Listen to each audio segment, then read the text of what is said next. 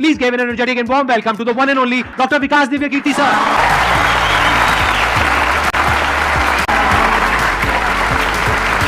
Thank you.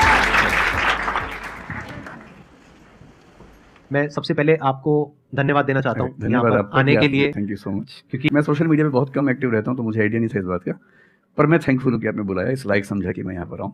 Sir प्यार बहुत करते हैं बच्चे आपको, मतलब इतना प्यार है जिसकी कोई हद नहीं है। मैं ठीक कह रहा हूँ गलत कह रहा हूँ? यस और नो?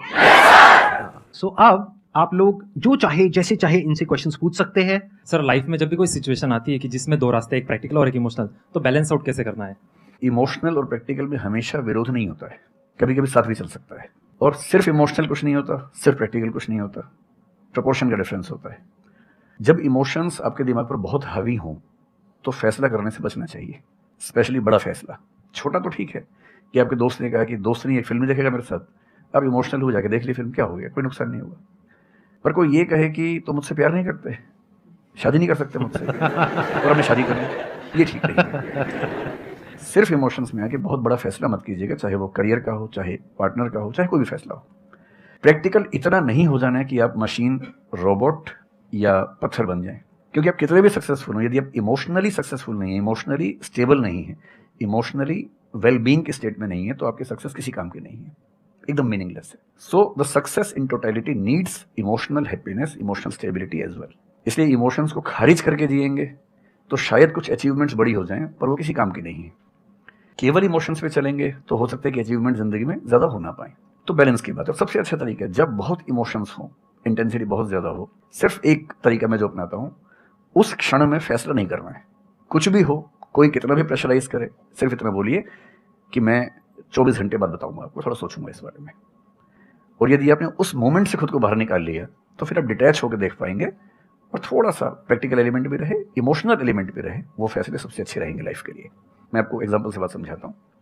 ऐसे लोग जो तैयारी कर रहे थे, अफेयर में थे, एक का सिलेक्शन हो गया, अब उसके सामने क्राइसिस ये है, स्पेशली किसी लड़की का हो गया, लड़के का नहीं हुआ। अब हमारी सोसाइटी में ना, लड़की ऊंचे पद पे हो, लड़का ना सफल हुआ हो तो बड़ा मुश्किल है सोसाइटी में, उनको शायद दिक्कत नहीं है।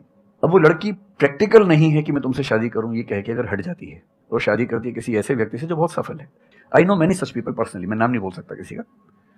मैंने जनरली पाया है कि वो लोग लाइफ में बहुत फ्रस्ट्रेशन में रहे बाद में, क्योंकि सफलता के नाम पर, प्रैक्टिकल होने के नाम पे ऐसे व्यक्ति को चुना जिसके साथ वो रह नहीं सकते ठीक से। और मैं ऐसे कई लोगों को जानता हूं जो आईएएस बने, आईपीएस बने, जिनको करोड़ों रुपए के दहेज के ऑफर्स आए, साफ ठुकरा के कहा कि मैं जिंदगी एक ही व्यक्ति के साथ गुजार सकता हूं जो मेरे साथ है, और हैं बहुत खुश हैं।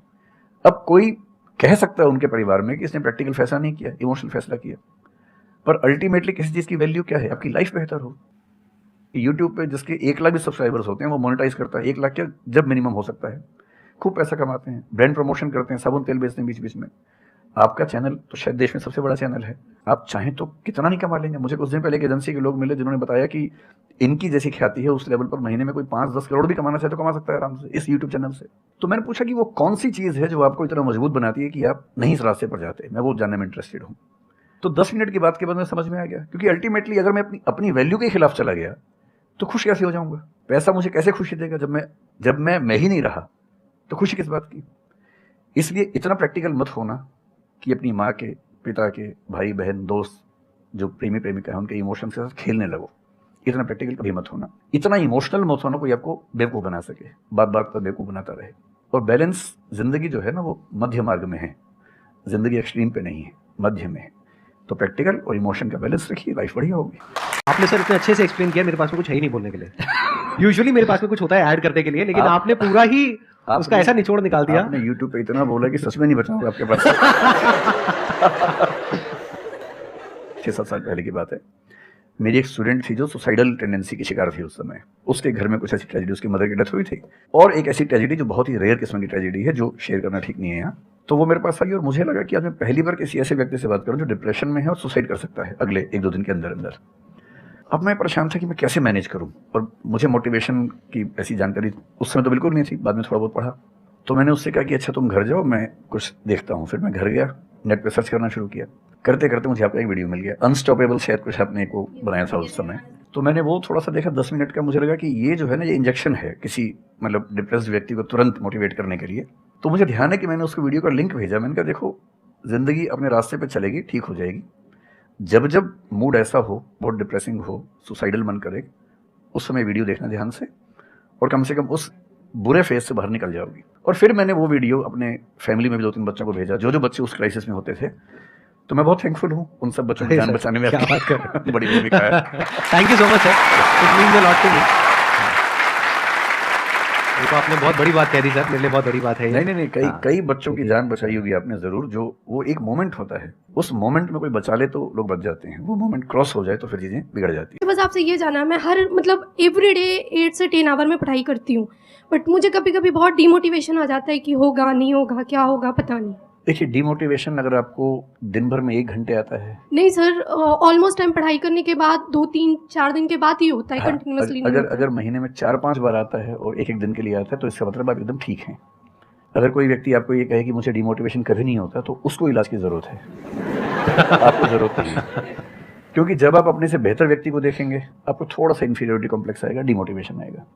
जब आप अपने से कमजोर को देखेंगे, आपको सुपीरियरिटी कॉम्प्लेक्स आएगा, थोड़ा सा मोटिवेशन ज्यादा हो जाएगा।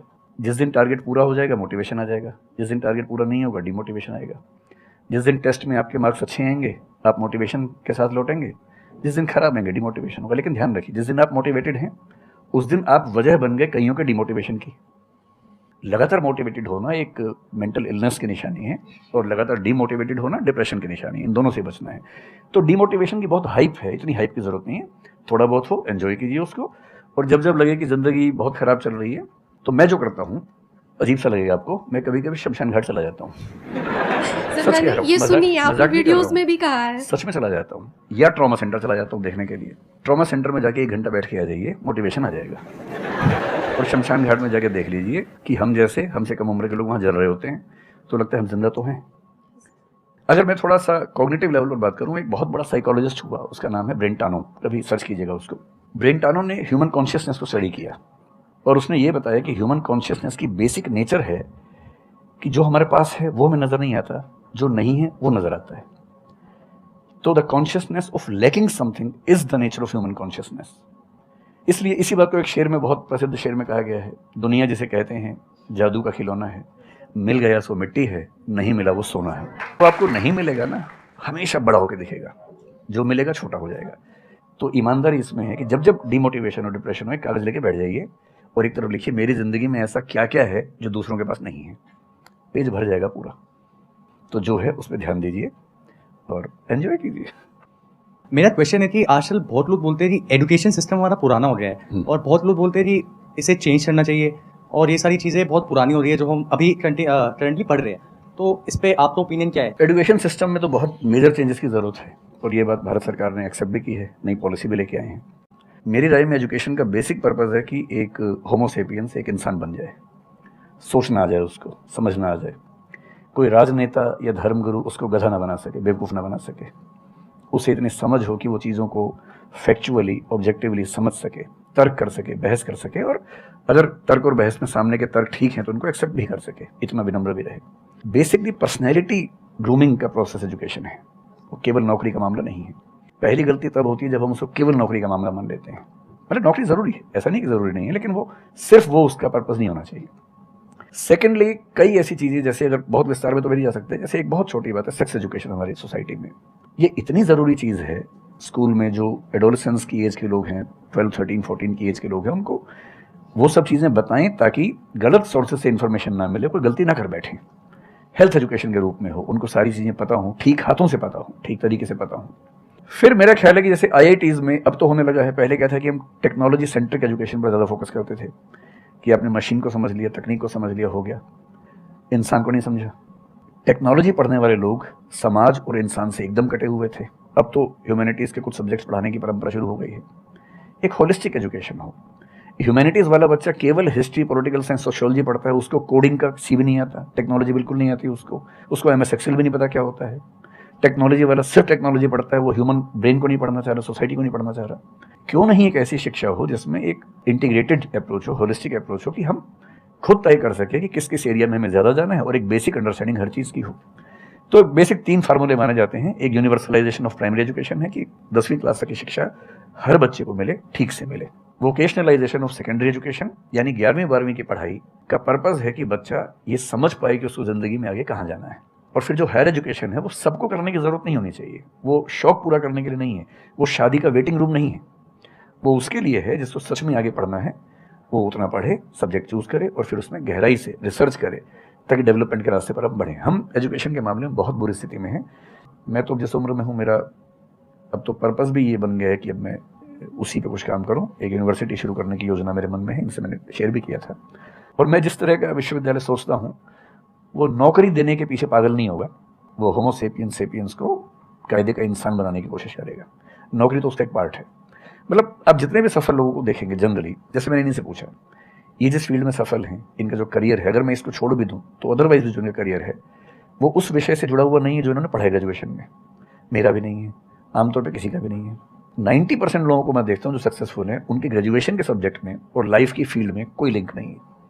तो बेसिक पर्पस क्या है? वो स्मार्टनेस बाहर आ जाए, ग्रूमिंग हो जाए, इंटेलिजेंस है, इमोशनल इंटेलिजेंस है, वो सब जो टूल्स हैं वो उस बच्चे को सीखने को मिल जाए ताकि फिर वो ज़िंदगी को फेस कर सके, इनोवेट कर सके, नए रास्ते निकाल सके। 1000 रास्ते दुनिया में होते हैं।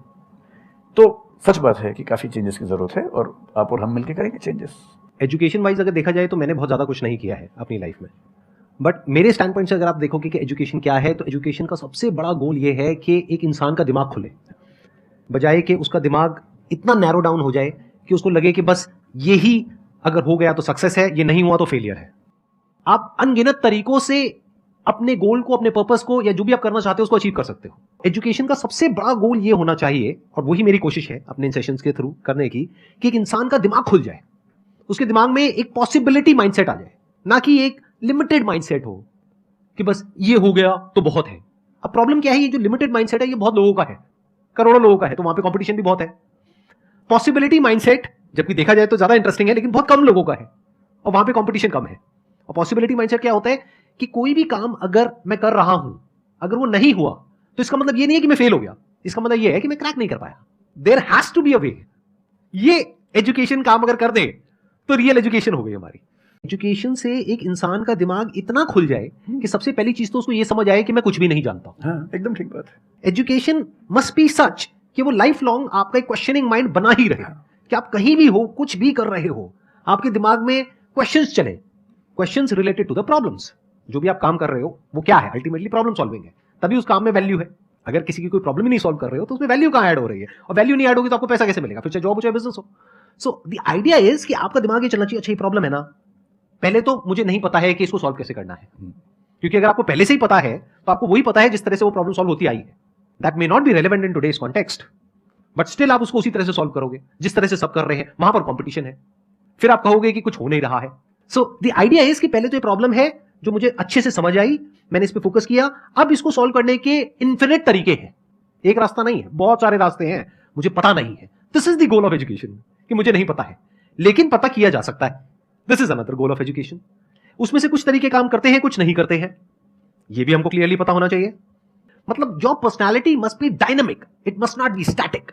जैसे मैंने देखा है बहुत लोगों को जो मुझे मिलते हैं, कुछ लोग हैं उसमें से जो शिक्षा की दुनिया में बहुत प्रसिद्ध कहावत है, भारतीय अगर परंपरा में देखें तो विद्या ददाति विनयम में एक बहुत प्रसिद्ध कथन है।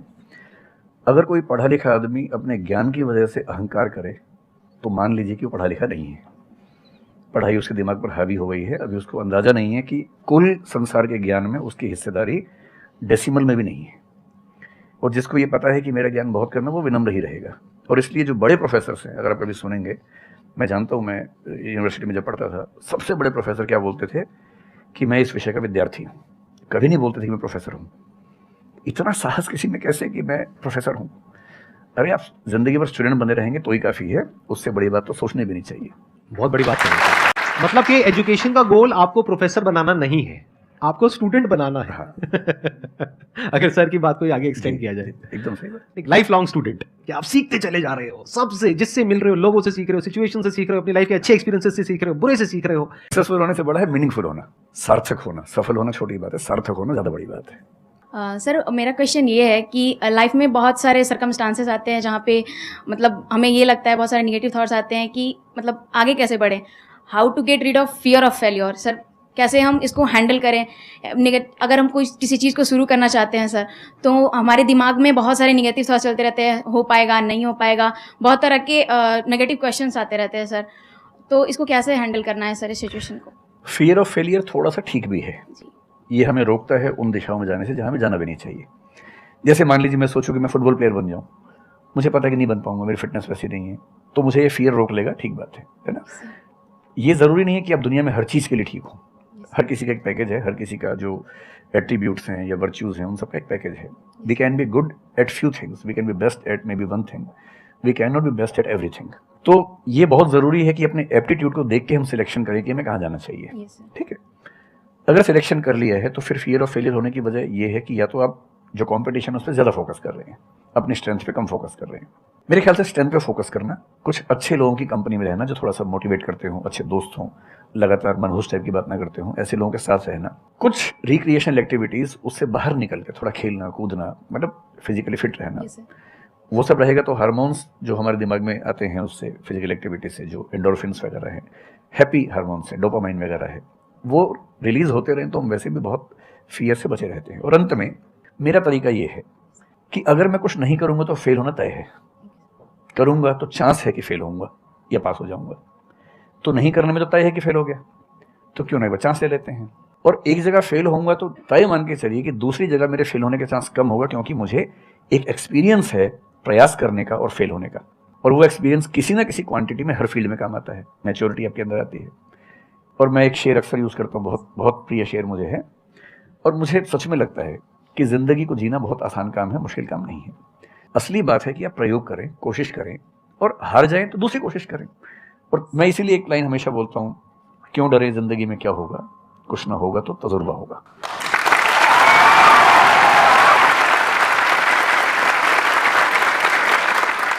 मुझे भी सर के जैसे मोटिवेशनल स्पीकर बनना है सर, पर मैं ये सोचती हूँ कि अगर मैं वीडियो बनाऊंगी, कंटेंट बनाऊंगी, तो संदीप सर को छोड़ के या फिर बहुत बड़े बड़े मोटिवेशनल स्पीकर्स हैं उनको छोड़ के मुझे देखेगा कौन। मतलब ये मेरे अंदर थॉट्स आते हैं कि अभी मेरा मतलब मैं 19 ईयर की हूँ, तो मैं जब वीडियो कंटेंट बनाऊंगी तो मैं कुछ, मुझे ऐसा मतलब मेरे अंदर ये थॉट है कि मैं कोई बड़ा आदमी नहीं हूँ या फिर कुछ बड़ा नहीं हूँ, तो मैं ये वीडियो कैसे डाल सकती हूँ, लोग क्या सोचेंगे कि मतलब तू ये तो खुद कुछ नहीं है और लोगों को मोटिवेट कर रहा है, ऐसा मेरे अंदर थॉट आता है। पहले या तो कुछ कर लीजिए ज़िंदगी में, उसके बाद मोटिवेट कर लीजिए, और नहीं तो मोटिवेशन एक पूरी साइंस है, साइकोलॉजी से जुड़ी साइंस है, उसको ठीक से पढ़ के रिसर्च करके उससे बात कीजिए। शुरू में तो जब इन्होंने भी शुरू किया होगा, कहाँ शुरू में लोग जानते होंगे, बड़ी लंबी स्ट्रगल होती है, किसी भी फील्ड में इतनी लंबी स्ट्रगल है। देखिए जो आदमी सफल है ना, आप ये जो हमारा वर्तमान है ये ऐसे ही नहीं बन गया है।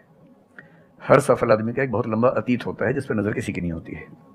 और बशीर बद्र ने एक बड़ी गहरी बात कही थी, ये फूल मुझे कोई विरासत में मिले हैं, तुमने मेरा कांटों भरा बिस्तर नहीं देखा। कितने साल तक ये लहूलुहान हुए होंगे, रोज़ छिला होगा शरीर, तब जाके लोगों ने पहचानना शुरू किया होगा। लगातार काम करने से, जिसको कंसिस्टेंसी कहते हैं, परसिवरेंस कहते हैं, बात बनती है, आपकी भी बनेगी। मैं तो कई ऐसे लोगों को जानता हूँ जिन्होंने एकदम स्क्रैच से शुरू किया और उसके बाद वो टॉप पे पहुंचे। आपने अपने क्वेश्चन में दो बातें टच करी, एक कि आपको मोटिवेशनल स्पीकर बनना है, एक है कि फियर ऑफ फेलियर है। एक तो फियर ऑफ फेलियर को हटाइए, अगर आपको मोटिवेशनल स्पीकर बनना है तो अपने माइंडसेट को रखिए एक्सपेरिमेंटल माइंडसेट। आप ये समझिए life is like an experiment. एक साइंटिस्ट का माइंड कैसा होता है, वो ये थोड़ी ना सोचता है कि मैंने ये एक्सपेरिमेंट किया है, फेल हो गया तो क्या होगा। उसको पता है failure is a part of success. जब तक 20-30 बार, 50 बार, 100 बार कोई एक्सपेरिमेंट फेल नहीं हुआ, इसका मतलब वो कुछ नया ट्राई नहीं कर रहा, इसका मतलब वो तो रिपीट कर रहा है। जैसे स्कूल में बच्चे करते हैं लेबोरेटरी में, कि बुक में देखा बस उसको कॉपी किया, तो दोनों में फर्क हो गया ना। एक है कुछ नया डिस्कवर करना, कुछ नया क्रिएट करना, एक है जो क्रिएट हो चुका है उसको रिपीट करना।